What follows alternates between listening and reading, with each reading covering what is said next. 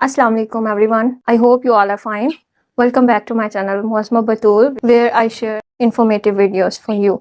Further informative videos देखने के लिए चैनल को मस्ट सब्सक्राइब कर लें ताकि आपको नेक्स्ट भी informative videos receive होती रहें. And if you want to give any suggestion or if you have any opinion, so must share with me in the comments.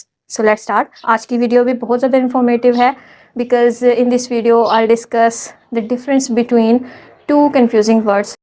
These two words look similar and they sound almost the same, but their meaning and usage are little bit different. Many people use these two words interchangeably, especially in writing, because speaking में तो difference पता नहीं चलता due to same sound, but in writing it can be noticed. So let's understand the difference clearly. First of all, there is the word advice.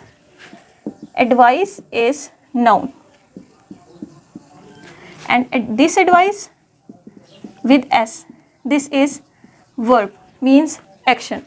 So when we have to talk about advice as an action, so we will use SE, advice. But when we use advice as a thing, as a name of any suggestion or opinion, this advice. So ये advice कौन सी होती है?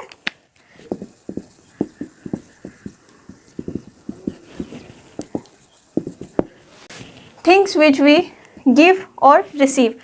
Thing means suggestion और opinion.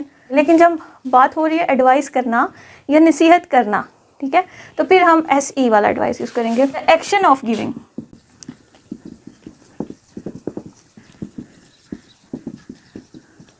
और advice. There the difference. Thing, यहाँ पे advice as a thing, we are considering advice as a noun, but there we are considering advice action. Action of giving यानी कि verb. Let's see some examples for C advice and S advice.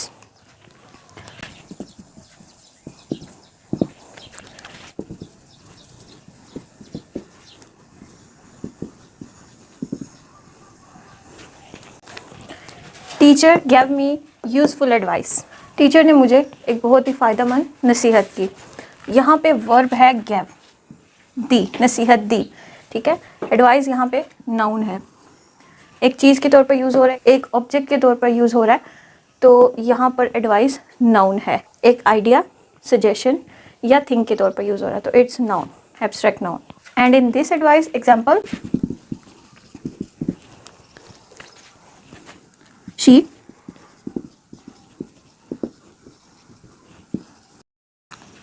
Advised me to work hard. यहाँ पे direct verb use हुआ है. Advised, उसने मुझे नसीहत की, डायरेक्ट वर्ब यूज़ हुआ है.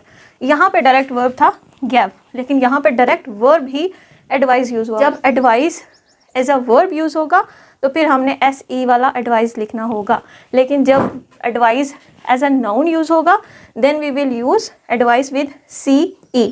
सो this is the major difference between advice with C and advice with S. Let's see another example.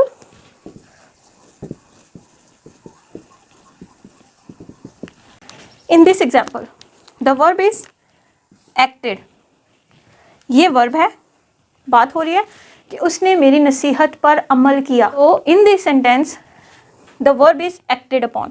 तो act किया है upon my advice, तो ये एडवाइस नसीहत के, मेरी नसीहत पर अमल किया. तो नसीहत यहाँ पर एक लफ्ज़ के तौर पर यूज़ हुआ है जो कि नाउन है, इसम है, एक सजेशन या ओपिनियन के लिए, ठीक है, कि उसने मेरी नसीहत पर अमल किया.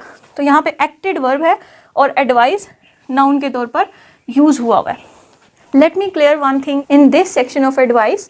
If you have more than one advice, so you will use word some or many pieces of advice. इस तरह से आप वर्ड्स यूज़ करेंगे. Never use word an advice or two advices, क्योंकि एडवाइस वर्ड अनकाउंटेबल नाउन है. एक से ज़्यादा नसीहतों की बात कर रहे हैं तो आप यूज़ करेंगे pieces of advices, two pieces of advices या many pieces of advices, because advice is an uncountable noun. Don't use an or any number before writing advice. अब एस वाले एडवाइस की एक और एग्जाम्पल कर लेते हैं.